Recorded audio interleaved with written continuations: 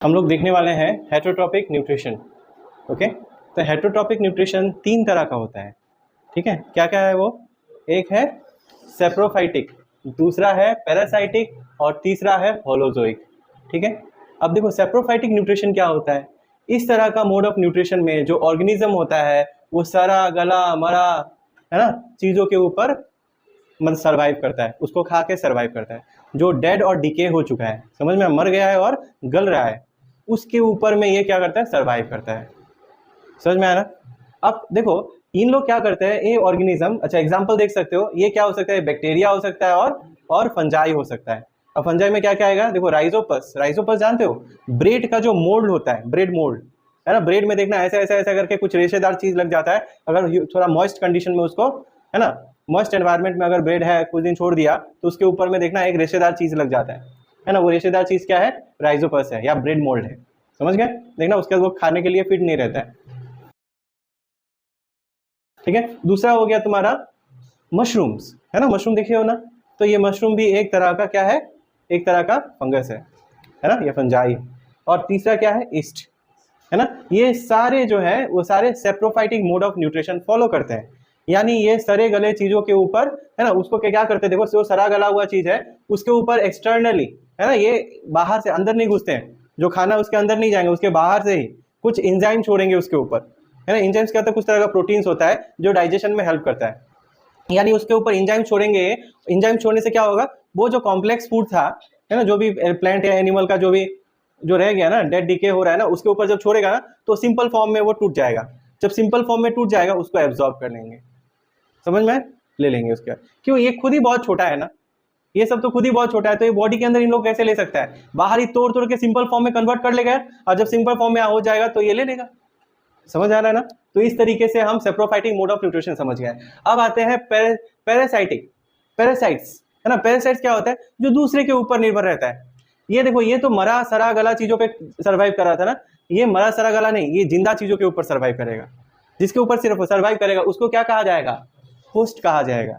ठीक है, और ये तुम एनिमल पैरासाइट भी होता है और प्लांट पैरासाइट भी होता है, समझा कि नहीं? हाँ, ये एनिमल्स भी है, जैसे कि मॉस्क्यूटो एक एनिमल पैरासाइट है ना, ये देखना, ये हमें मारता नहीं है, खत्म नहीं कर देता है। ठीक है, हम इन लोगों के लिए होस्ट है।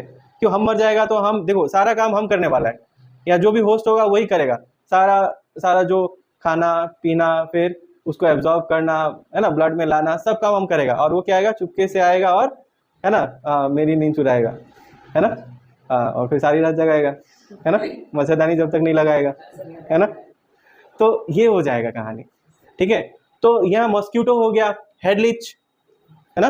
हाँ, उसके बाद आया टिक, टिक जानते हो, कुत्ते के ऊपर छोटा छोटा कीड़ा लगा हुआ रहता है कुत्ते के इसमें, है ना, वो है लिच, टिक। और नेक्स्ट है लिच, है ना, वो जोक, है ना, जोक, जोक हो गया। ये सारे एनिमल पैरासाइट। और प्लांट पैरासाइट देखो, कसकटा या अमरवेल, देखना एक पेड़ के ऊपर में ऐसे ऐसे ऐसे करके एक पेड़ लगा हुआ रहता है। इन लोग का अपना क्लोरोफिल नहीं होता, समझा कि नहीं? तो इन लोग अपने से फोटोसिंथेसिस नहीं कर सकता है, जो अपने से फोटोसिंथेसिस, जैसे तुम लोग में, स्टूडेंट लोग में भी जो पढ़ाई नहीं कर सकता है ना, या पढ़ाई को समय नहीं दे सकता, वो देखना दूसरा एक अच्छा जो लड़का होगा उसको दोस्त बना के रखेगा, है ना, उसका बहुत सारा काम करके देगा वो। क्यों? क्योंकि अंत में वही उसका पैरासाइट बनने वाला है, समझा कि नहीं? उसके ऊपर वो सर्वाइव करेगा।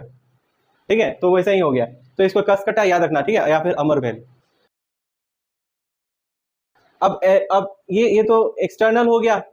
ठीक है, अब इंटरनल पैरासाइट्स भी है। इंटरनल पैरासाइट्स क्या क्या है?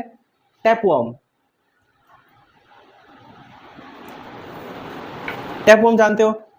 हाँ, टैपवर्म पेट का अंदर जो एक कीड़ा रहता है ना, पेट का जोक बोलता है उसको, है ना। हाँ, पेट के अंदर। फिर दूसरा हो गया प्लाज्मोडियम, प्लाज्मोडियम जानते हो?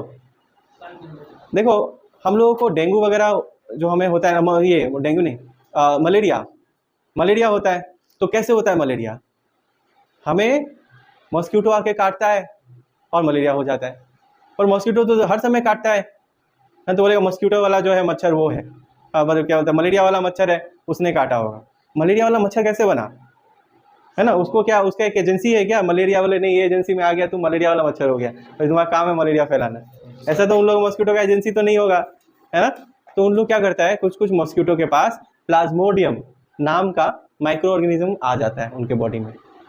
समझ में आया कि नहीं? उन लोग वहाँ वो भी वैसे ही नाला उला में रहता है ना, तो उनमें आ जाता है। जब ये मॉस्क्यूटो काटता है जिसमें प्लाज्मोडियम आ चुका है, तो मॉस्क्यूटो एज अ एजेंट काम करता है, ये बस ले जाने का काम करता है, प्लाज्मोडियम को ले जाएगा और जहाँ काटेगा वहाँ छोड़ देगा, छोड़ दिया, अब वो प्लाज्मोडियम बॉडी में घुसेगा और हमें मलेरिया हो जाएगा, है ना, मलेरिया। समझ में आ रहा है कि नहीं? तो इस तरीके से हमें जो है इंटरनल, ये सारे इंटरनल पैरासाइट्स हैं, यानी शरीर के अंदर चला जाएगा और वहां से क्या करेगा, न्यूट्रिशन सक करेगा। समझ में आया ना? जिसका पेट का कीड़ा हो चुका है उसका शरीर में खाना नहीं लगेगा, चाहे वो जितना भी खा ले, क्यों? सब ले रहा है न्यूट्रिशन, तुम बॉडी में जा रहा है, वो चूस रहा है। समझे कि नहीं? ओके। इसके बाद आ जाता है हमारा होलोजोइक न्यूट्रिशन। अभी होलोजोइक क्या है? ठीक है, होलो से ही नाम समझ आता है, पूरा संपूर्ण, सारा काम ये खुद ब खुद करेगा, होली, ये पूरा अपने ऊपर निर्भर है, पूरा का पूरा खाना को अपने अंदर डालेगा, है ना, या बोल सकते हो ठूसेगा, है ना। उसके बाद क्या करेगा वो, हाँ, ये क्या हो गया, इंजेक्शन हो गया, इंजेक्शन हो गया, है ना, इंजेक्ट कर लेगा, ले लिया। उसके बाद क्या करेगा, बॉडी के अंदर जाएगा और ये इसके ऊपर इंजाइम्स काम करेगा, तोड़ फोड़ के एकदम सिंपल फॉर्म में कन्वर्ट कर देगा, इसको डाइजेशन बोला जाएगा। फिर डाइजेशन हो जाने के बाद क्या करेगा, ये एब्जॉर्ब करेगा, यानी ब्लड स्ट्रीम्स में लाएगा, बोले कि आजा खून में आजा, है ना, खून में तेरे, है ना, हाँ मिट्टी, ठीक है, जो भी मिट्टी का खाना है वो सारा खून में जाएगा तुम्हारा, है ना। तो चला गया, एब्जॉर्ब हो गया। अब क्या होगा, अब एब्जॉर्ब होने के बाद इसको यूटिलाइज करना है, यानी जो ग्लूकोज वगैरह हमारे बॉडी में आ जाएगा, एब्जॉर्ब हो जाएगा, उसको हमको यूटिलाइज करके एनर्जी जनरेट करना होगा, हमारे नया सेल्स बनाना होगा, इसी को एसिमिलेशन कहते हैं। क्या कहते हैं? एसिमिलेशन। और फाइनली क्या होगा, जो भी अनवांटेड चीजें हैं, है ना, उसका इजेशन हो जाएगा, इजेशन। वो एक्सक्रेशन नहीं है, क्या है, इजेशन है, यानी जो अनवांटेड चीजें हैं वो निकल जाएगा। एक्सक्रेशन कुछ और है ना। ये ज्यादातर लिक्विड वेस्ट होता है और गैसियस वेस्ट होता है, जो नाइट्रोजीनियस फॉर्म में रहता है, जो कि यूरिन के थ्रू यूरिनेट करके, है ना, पास किया जाता है, इसलिए एक्सक्रीटरी सिस्टम किडनी को बोला गया है। समझ में है कि नहीं? हाँ, बस इसका इजेशन काम है, इसका इजेक्ट कर देना है, जो अनवांटेड, जो अनडाइजेस्टेड फूड है वो धीरे धीरे करके, है ना, निकल जाएगा। समझ में है कि नहीं? बॉडी से बाहर निकल जाएगा, इजेशन, स्टूल के फॉर्म में, खत्म। तो ये इस तरीके से होलोजोइक न्यूट्रिशन होता है, समझ आ गया ना।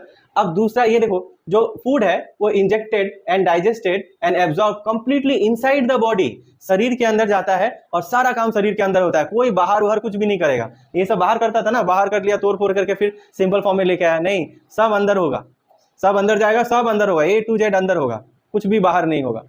समझ में है कि नहीं? हाँ, इसके बाद फिर देखो, जो तुम्हारा एग्जाम्पल है एनिमल्स, है ना, जितने एनिमल्स है वो सब सारे क्या है ना, सारे तुम्हारा holozoic mode of nutrition. Humans आ जाते हैं, एमीबा आ जाता है ना। एनिमल्स में तुम्हारा क्या, टाइगर, लायन, है ना, डियर, ये सारे क्या है, होलोजोइक। बकरी भी होलोजोइक है, पूरा खाना लेता है, सारा प्रोसेस अंदर करता है, फिर इजेक्ट कर देता है जो अनवांटेड फूड है, अनडाइजेस्टेड फूड है। अब देखो, इसमें एनिमल्स में भी तुम्हारा 3 तरह का एनिमल्स होता है ना। एक क्या है, एक को कहा जाए हार्बीवोर्स। एक क्या होगा, जो हर्ब्स के ऊपर डिपेंड करेगा, छोटे छोटे पेड़ पौधों के ऊपर, घास फूस के ऊपर डिपेंड करेगा, उसको हार्बीवोर्स कहा जाएगा। फिर क्या आता है, फिर आता है तुम्हारा कार्निवोर्स।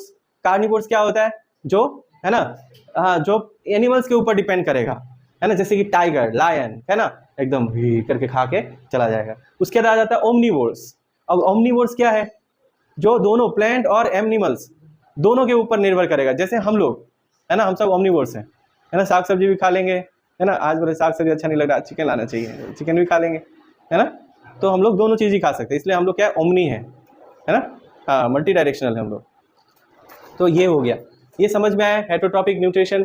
ऑटोट्रॉपिक न्यूट्रिशन में क्या था, प्लांट्स जो है वो सनलाइट के ऊपर निर्भर था, है ना, तो बस वो सनलाइट से लेता था एनर्जी, उसको कन्वर्ट करता था केमिकल एनर्जी में by the help of chlorophyll, और फिर उससे खाना बना लेता था, है ना, लाइट रिएक्शन डार्क रिएक्शन होता था, ग्लूकोज बन जाता था, वो ऑटोट्रॉपिक। और ये जो है इसमें डायरेक्टली या इनडायरेक्टली, है ना, इनडायरेक्टली या डायरेक्टली इन लोग प्लांट्स के ऊपर निर्भर करने वाले हैं। हेटरोट्रॉपिक न्यूट्रिशन में एनिमल्स और प्लांट्स डिपेंड अपॉन, हाँ, प्लांट्स डायरेक्टली और इनडायरेक्टली, है ना। डायरेक्टली कैसे, मान लो हम लोग, या जो हार्बीवोर्स है डायरेक्टली, और जो कार्निवोर्स है वो इनडायरेक्टली।